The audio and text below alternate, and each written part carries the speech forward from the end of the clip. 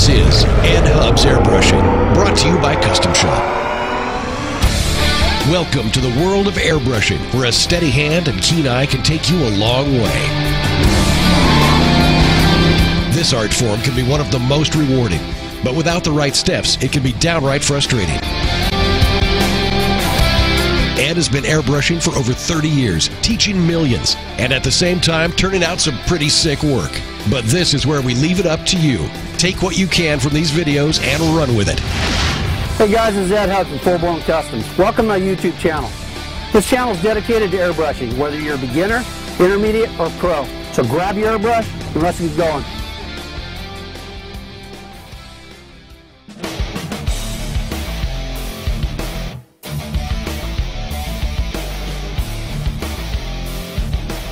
Mike from Show and Shine has based out this Jeep and brought it to us. Now he's based it out in Chameleon. From that point, I've taken and laid out the flames.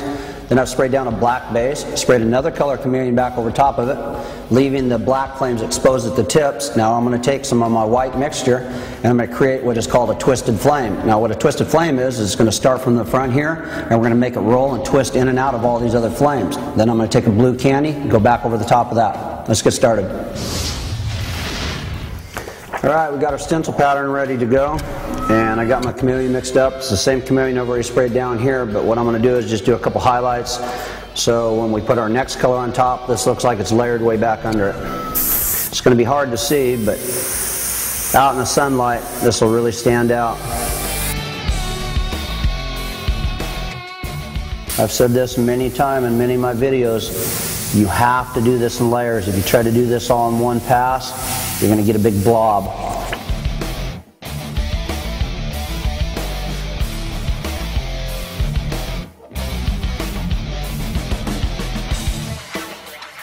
This is just going to be the lower base pattern for when we unmask these flames. Then we're going to do another set of flames on top of it, so these will look like they're back underneath. So then we're going to twist and roll these, the next set of flames, underneath this flame and back over top of it. It's a little complicated right now as I'm talking, but you'll see as I go.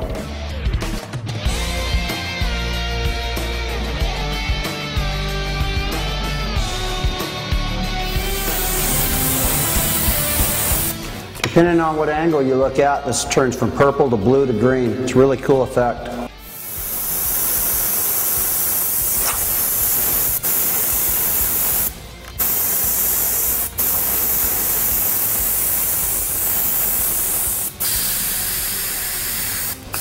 As you notice, I'll put my stencil right here and I'll just hit the top of it. And what that does is it leaves a bright spot there using the existing color underneath it, leaving that like your dark shadow area. You can see how I kind of connected the two. You just kind of shadow it in here and there. And it connects them and fills them in. It makes a nice twisting motion. Let me show you something here. What I got going is I'm going to lay out my pattern to begin with like this right here. And what this does is this gives me a guideline to what I'm going to start doing with my stencil work and where my flame is starting to go. It's basically like a backbone to your flame.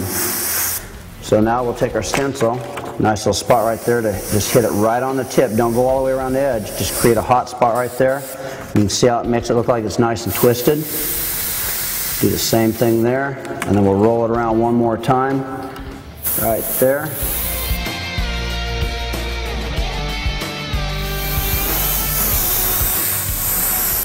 Since this is really hard to see as I'm going here, what we're going to do is I'm just going to kind of speed it up here and finish out airbrushing this. Now this is just an underlayment to the actual flame I'm going to put on top. You'll still be able to see this back underneath it, but we're just going to kind of repeat the same process all the way across the top of the hood here, down the fenders. Then we're going to unmask it and start in with the white. Well, it's actually a gray white. And I'll start airbrushing that and I'll explain it a little bit more as we go.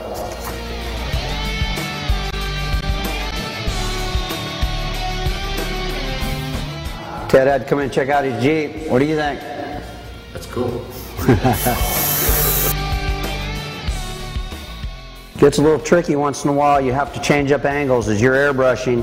You can see it in one direction, but you move, you can't even see it. So you got to keep positioning yourself doing this Chameleon.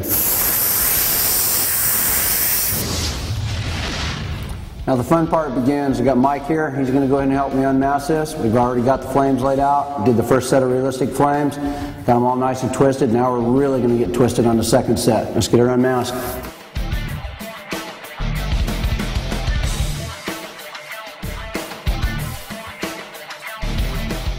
Really nice ghost effect we got going here. Now, by doing this with chameleon on top of chameleon, it gives you that ghost effect as far as a flame design. Now, when we do the next set of realistic flames, they're actually going to be a little bit brighter and they're going to be twisted, rolled around the flames. This is a really important step to remember after you're done doing your flames. You'll have a little bit of edge here and there from paint buildup. Just make sure your hands are really clean. Go back in, clean that edge off.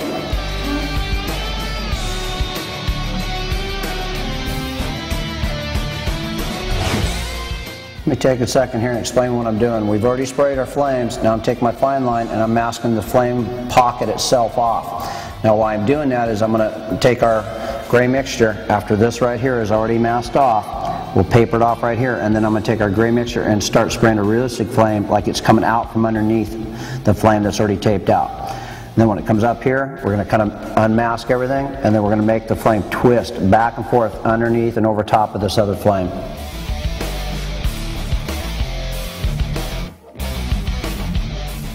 Got everything all masked off right now. Got my light gray mixture mixed up. Now we're going to start going from right here, and I'm just going to kind of do the flames out about in here. Now what that's going to do is allow me to unmask this and then start taking them underneath the other flames, and then I'll twist them and roll them back and forth around the other flame. But I want to keep this mask off because I don't want it to get on our existing flame. We'll just start out mapping it out like we always do. So we're going to spray our blue candy back over this in a little bit. So we switch up stencils. What I'm going to do is, the reason I switched up is this one fit right in here for that, but if I try to fit it in here, it doesn't fit for that particular spot. So I use a different style right here, go back in, and I just spray right on the end of it.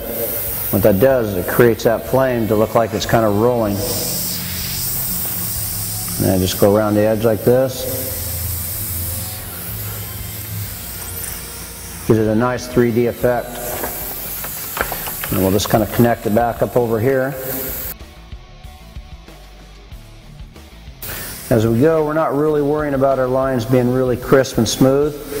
Kind of want them a little bit jagged here and there.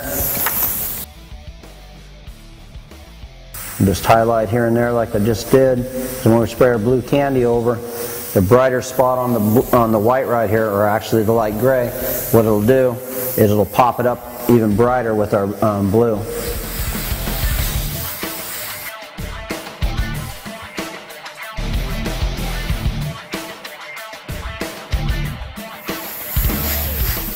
What I just did here is I highlighted the top of this and actually created it where it's going to look like it's going back under this flame where I got it taped off. Now there's another pocket right here where this flamelet continues going out. This is going to come back up under this pocket and then twist around this other flame. I know it's very confusing when I'm speaking. I can't even keep up with myself sometimes, so just kind of follow what I'm doing here. It'll all explain itself as we go.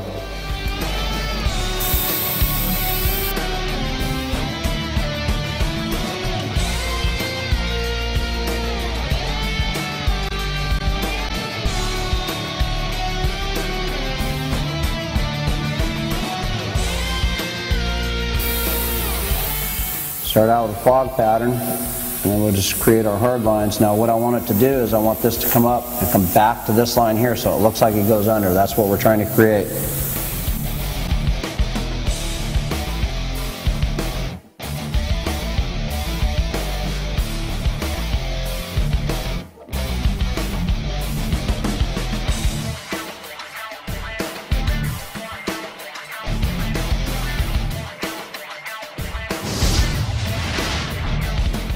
Got our electric blue candy all mixed up, ready to go. Now I've already sprayed out my gray pattern here, and I'm going to spray the blue candy back on top of it, and I'll show you what that does. Now I'm going to stay right on the same pattern. I don't want to veer off of it too much.